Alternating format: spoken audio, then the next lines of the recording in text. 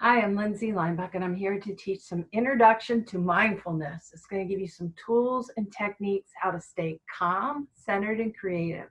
I've been teaching these tools at many different locations in California, city of Burbank. I've taught to detectives, to the fire personnel, animal control, Port of LA, a lot of the construction workers there. I've taught law firms, JPL, NASA, 7 times I've taught there. The bottom line is that people are stressed out. They have this low level of chronic stress, and this is even before the pandemic. This is why people actually come to the YMCA, because they want to become healthier and they want to be able to release that stress. So we need to know that when people walk through our door, quite often they might be stressed, but hopefully through the YMCA and all the things we have to offer, and them having the interaction with us, we're able to help them manage and decrease their stress when they leave. So these tools and techniques will be good for yourself, will be good to share with other employees, but also with our members and even our children in day camp and residential camp, things like that. So let's go ahead and get started. I'm going to share my screen with you. And here we go.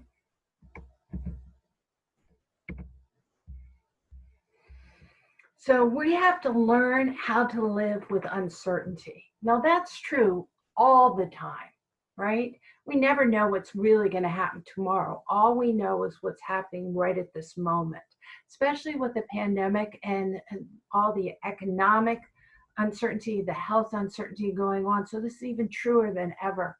I like to kind of think of your mind as being a water. So think if I put water in a jar, okay? And then I poured in a whole bunch of dirt, and that dirt is your worry about your health and about your family and about your finances, you know, about your children, your career, all different things. And if you have a crazy mind and it circles it all around with the dirt, what happens, the water gets very muddy and you cannot see clearly. But with the skills of mindfulness, we learn to calm down our mind and settle it down. You still might have those issues, finance, health, family, whatever it is, work, but we can settle it to the bottom, and then we can, with time, have clear thinking. And you can see with the jar of water, if we're able to settle our mind and make it calmer, you still have the issues, but they're not clouding your thinking, so you can make better choices and better judgments. So this is what mindfulness does. It helps us bring clarity. Now, what is mindfulness? Mindfulness is being able to be in the present moment without judgment. And we're really going to get into that topic when we start understanding the brain some more. So this is our brain. This is the real simplest version, but we all have it. You have it, your parents have it, your coworkers have it, coming in, no matter what age. We have a lower part of our brain, and that's where we have our survival skills. We call it the reptilian brain quite often because all animals have it. And it regulates your heartbeat, regulates your temperature, your digestion. When you're asleep, that part of your brain has to be going. Then the next part of your brain is your middle brain. And we call this the emotional center. Everything you've ever learned is in the middle part of the brain. Okay, so all your habits are in the middle part of the brain. How you react and when you're angry, when you're upset, you know, what things that trigger you to get stressed out or to cry, that's in your middle part of your brain, all your memory.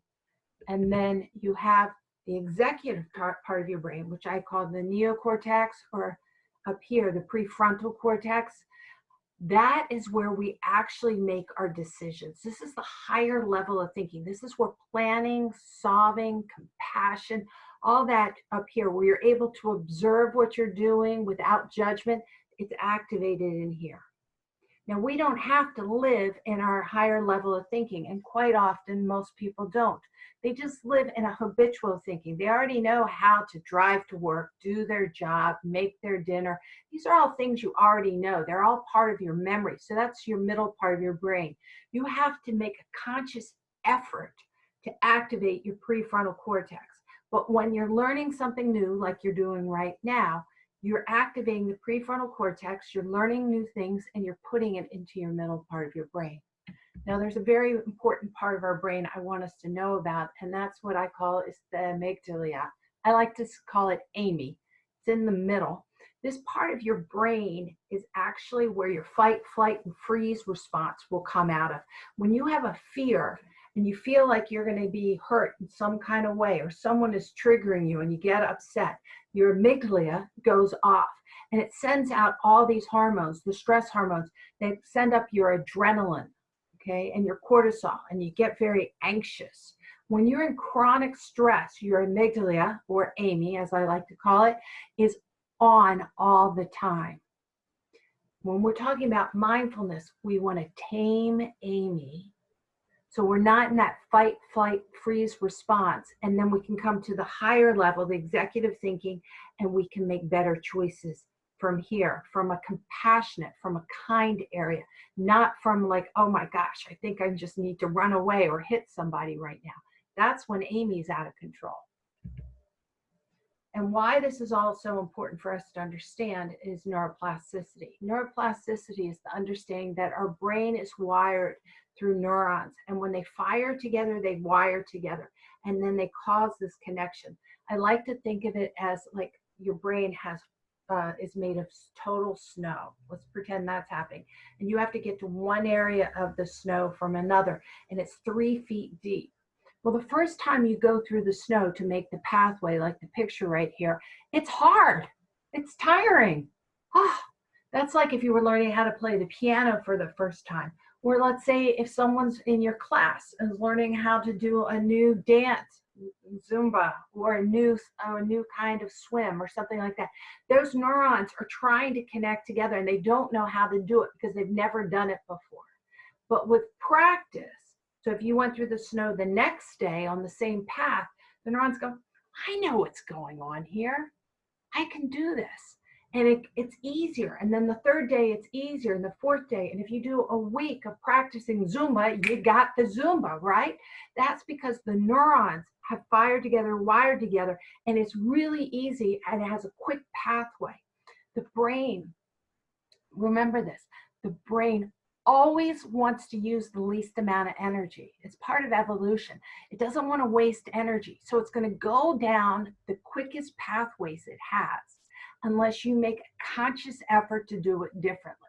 So in other words, when you're learning something new, you have to learn a new conscious way of doing it.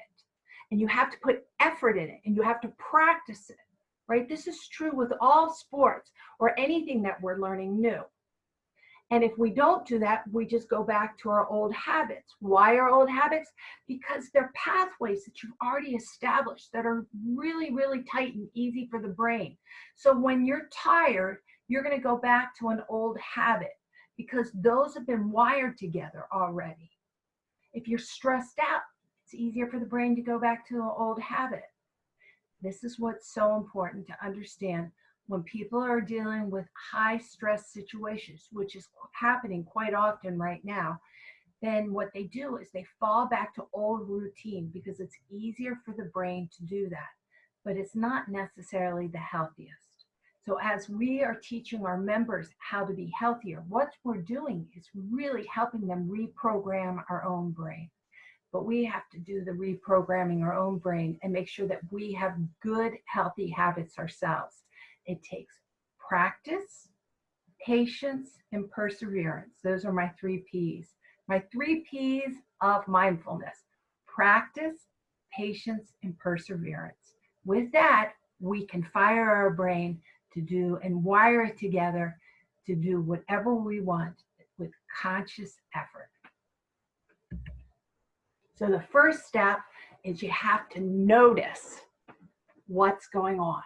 How can you rewire something if you don't even know that you have it wired in one way or the other?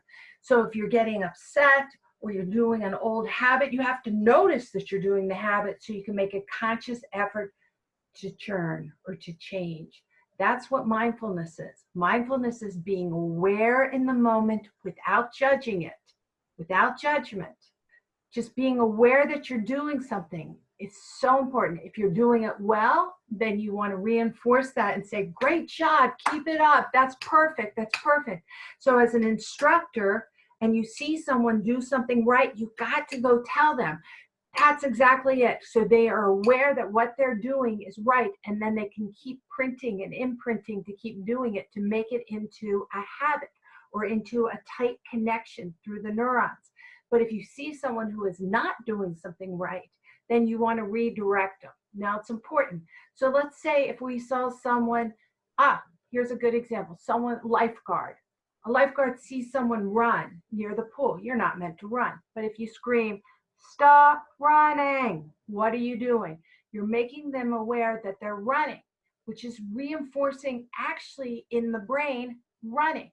You want to say, "Everyone please walk, everyone please walk," because what you're doing is not reinforcing what they're doing. What you're doing is changing the brain so it'll rewire to what they want to do. But they have to be aware to change. So awareness is the key. If you are not aware of what's going on, there's no way you can change. You can redirect your thinking. So be kind to your mind. And I say this because, like, say if we were training a little puppy dog, we tell the little puppy dog, "Go ahead, sit down on this, right here, and I'm going to walk 10 feet and you stay." And the puppy dog runs over to you after you move, and you go, "Bad puppy dog, bad puppy dog." You'd be hurting the dog, right? You'd be scaring the dog. You'd be wiring the dog with fear. So when we realize that we have done something incorrectly, we want to be kind to ourselves. That's part of mindfulness. Don't beat yourself up with your own thinking. Also, don't beat other people up, right? With negative comments.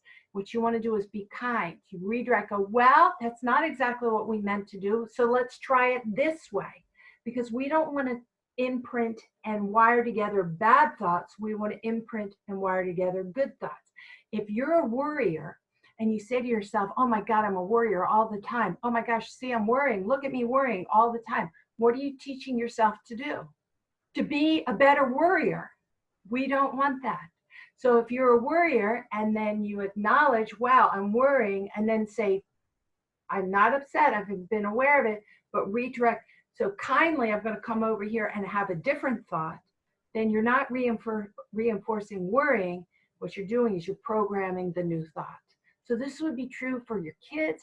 This would be true for your members. This would be true for yourself and also for your coworkers. Okay? So we don't want to make Amy, our amygdala, stronger by being scared and reinforcing that we're scared.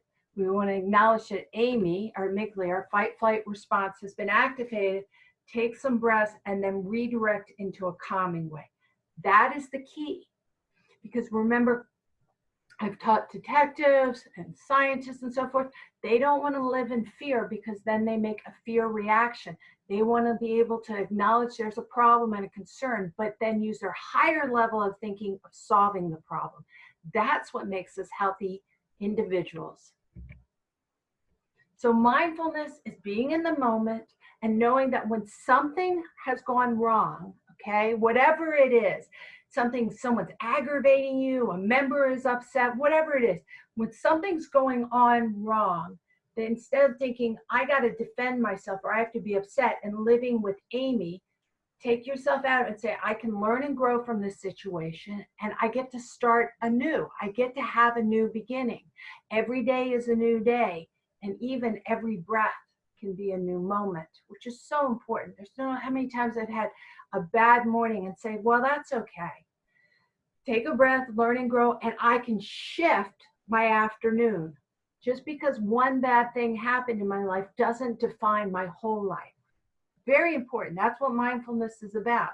It's not falling into thinking this catastrophe feeling. Something bad's happened, so everything bad's happening. That's when your fear is running you.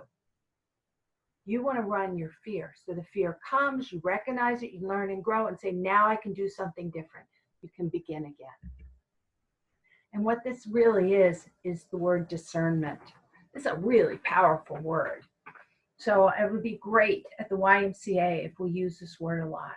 Discernment means that we're able to observe from a neutral space, especially if a parent is upset or a member is upset or a child's upset. that we're not picking sides, we're not doing judgments, we're not saying, here we go again. We got to get to a neutral point of view and not having our own baggage, our own point of view dictating how this conversation or this day should go, okay? Don't let your past stories interfere with your present moment. Judgment is when you cling on to things. You really wish them to be a certain way. Discernment is when you're open. So something doesn't work out, or someone's upset, or someone doesn't show up. You don't cling, gosh, I wish so-and-so showed up. This is going to ruin my day. You don't say that. You say, well, now we have a new possibility. I'm going to be really open, and I'm going to be flexible. If you want to really find some people that you look up to as role models that are happy and successful, and you analyze their life, let me tell you, you're going to find that they are flexible. They are flexible. They're goal-oriented. They're moving forward, but they're always seeing the possibility of new opportunities. When one door shuts, they look for 4 more to open up. They're flexible. They're not rigid, right? They're not in a definite, defining manner, right? And they're not opinionated. I can have my opinion, but I can keep it to myself. I can like and dislike things, but I have to realize that even my likes, my dislikes, and my opinions, they change. They change all the time when I get more facts. So with equanimity, and I have this little guy here, really what discernment is that you're being like Sherlock Holmes, right? You're the detective. Instead of being the judge, be the detective. Sit back and really look what's going on. You know, get curious. Instead of getting fearful or defensive, get curious. If someone's pissing you off and you're not quite sure how to handle the situation, or something happens, instead of getting defensive, ask more questions. This is the power of mindfulness, being in the present moment, asking more questions without judging it, knowing that you can, like a detective, find a solution that's better than you can imagine, but be open to it. Now, how do you do that? Well, it's very easy. I call it the ABCs of mindfulness. So we've talked a lot about being aware, being open. Something's bothering you. It's cool that it's bothering you. You're allowed to have things bother you, but be aware that it's bothering you. Then you take a breath and you bring yourself into the present moment. You put on your detective hat. You don't live from Amy right here. You go up into your prefrontal cortex right here, and you make skillful choices and decisions. Skillful choices and decisions. And these decisions might be, I don't have enough information. I want to make a quick judgment, but I don't have enough information. My choice is that I'm going to not do anything and ask more questions. That is a very powerful choice. So how do you push that restart so you can calm yourself down? You can do it with 3 breaths, okay? Well, it's very simple. You just breathe into the count of 3, hold for 3, and then you release for 5. 1, 2, 3, 4, 5. Now, the release is longer. The reason the release is longer is because it's activating your parasympathetic nervous system. And your parasympathetic nervous system brings you back to the baseline. Your sympathetic nervous system is when your fight-flight response, like, I got to get out of here or I'm upset. But your parasympathetic nervous system brings you back into that baseline of calm. You can do it with 3 breaths. No one even needs to know that you're doing it. Just say to yourself, breathe in, 2, 3, hold, 2, 3, out, 2, 3, 4, 5, and do it 3 times. Now, this is very important when you're dealing with children. You want to tell them to take a breath and then release. Take a breath and release. No one can hear you when they're upset. You could be giving the solution to all their problems to the whole world, right? The cure for cancer, whatever it is. But if they're screaming and yelling and crying and dramatic, if they're in their Amy and they're not in their prefrontal cortex, and where do we learn and grow? Our prefrontal cortex. So we've got to calm down the Amy in her own head, or help them calm down their Amy so they can hear you. As soon as someone is upset, as soon as your spouse, your coworker, an employee, whatever it is, a member is upset, they just want to tell you something. They're not listening. So sometimes you're going to have to sit back and allow them to say what they need to say so they can calm themselves down. Don't get defensive about it. This is the mindfulness. And then you're able to communicate and meet the minds from prefrontal cortex and come up with a solution. You will never come up with a solution with someone who's yelling at you. And if you're yelling at yourself, you're never going to come up with a solution. So you need to calm yourself down by 3 breaths. The other really important thing that mindfulness teaches is don't take the world so personally. What other people are doing has nothing to do with you. See, I just told you, remember I told you we have a lower brain, a middle brain, and an upper brain? What's programmed in their middle brain has taken 10 years, 20 years, 70 years to get there. It has nothing to do with you. They have all this judgment going on. You have no idea if they're tired, if they're sick, if they're financially stressed. You don't know if their Amy is like on full blown screaming at them at that time. You have no idea. All you know is you're having an interaction. And so when they get upset and they spit it back at you, you just sit back and you take a breath and go, don't take it personally. Have you ever yelled at somebody in your entire life and then regret that you said it? That's what happens. When Amy gets overgoing, things come out that you don't mean to have happen.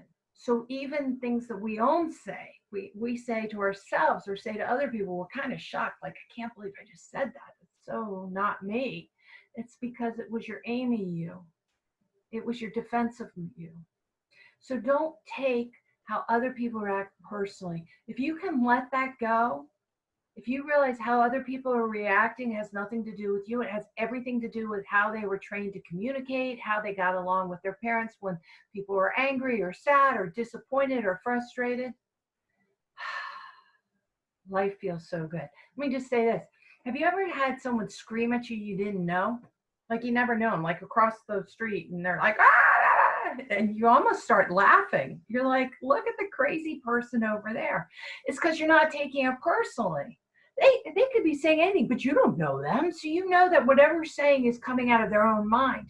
Now you have the same person or someone different, similar, saying the same thing, but it happens to be your roommate or your wife or your husband or your kid saying it. Man, your sister, your brother, you will take it personally. You need to get back in there. Don't you ever say that, right? What's the difference? One you didn't know and one you did know. One you didn't take personally, one you did. But the ones you do take personally, don't do that. They got their whole life going on in their own head. Give yourself some brave space, calm down, and come to your prefrontal cortex. And I want to also remind you all, no matter what, the smiling mind wins.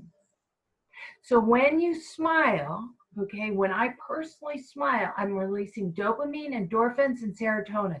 It feels good. My brain is releasing this. When people see me smile, okay, when people see me smile, they start releasing dopamines, endorphins, and serotonin. So anytime that you want to talk to somebody, this is why at the YMCA it's so wonderful that we greet everyone with a smile. Hey, good morning, how are you doing? Because what we're doing is actually giving them this wonderful internal pill and chemical reaction in their body by having this wonderful greeting coming in. When we greet as coworkers, when we greet each other this way, it builds a bond. It builds a bond of trust, right? And reliability. So that's why the power of smile creates a symbiotic relationship that allows both of you to feel good. The YMCA is about helping people learn how to control their own mind and their own body and feel good. And we can role model it and we can do it with a smile. So important. So important. The last thing I really want you all to know is vitamin G. We've gone through this really quickly, and I want to tell you I'm very grateful that you've come and seen this mini course of mindfulness with tools and techniques. Being grateful activates the prefrontal cortex. If you think of 3 things you're grateful for, you cannot be in your Amy mind, that defensive mind, right? The fight, flight, freeze mind, the lower mind. You're not in a habit. You're pulls you right in the present moment and gets you to observe your life from an observation of goodness, right? It's so important. So when I am thinking that I'm upset with somebody and I need to communicate with them and I can tell I'm very agitated, a lot of times I like to think about 3 things I'm grateful for before I speak to them. And when I do that, what I'm doing is I'm centering myself in a positive mindset.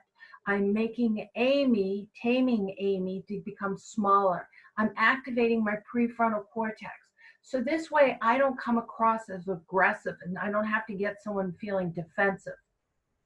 It works really well if you're talking to a spouse or to one of your children, you're really mad at them and you just want to lay into them. But if you can think of 3 things you're grateful for, what it does is it brings you back into that balance that we were talking about with those breaths, the parasympathetic nervous system. We want to bring ourselves back into balance before we communicate.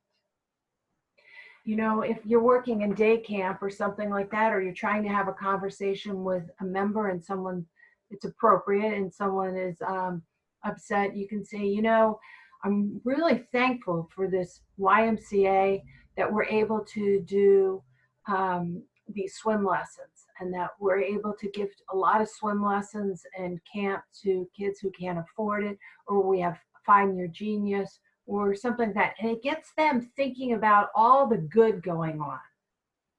And when that happens, it's like giving a smile in the mind.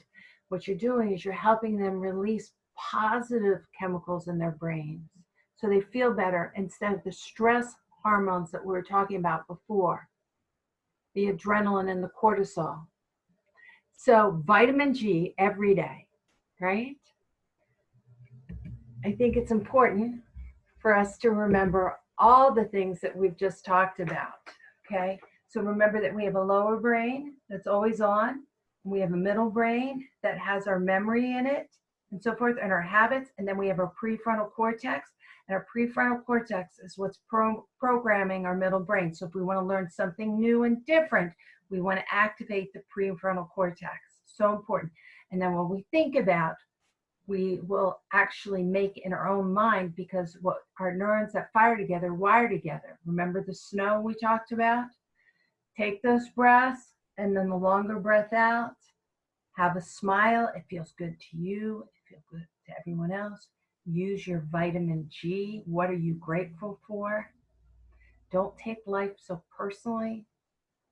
How other people react around you has a lot to do with what's going on in their mind, not so much with you. And know, working at the YMCA, we are part of the solution. Together, we are part of the solution. Be so proud of that. Bring mindfulness into your own day, into the YMCA, and into our members. And we will always be part of the solution. Have a great day.